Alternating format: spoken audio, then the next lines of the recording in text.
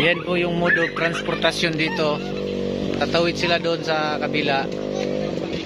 Ang bayad sa taod 10 piso, 10 pesos. Pag may dala kang motor, 50. Ayan o. Pwede naman lang nguyin eh. Yan, kagaya nito. Yan, tawid yan doon. Nasakayan doon. Mga kalakal, yung mga gulay sila eh. Sakay sila doon. Tangan tulin ah. Tol. Dito tol. Dito natin lagay tol.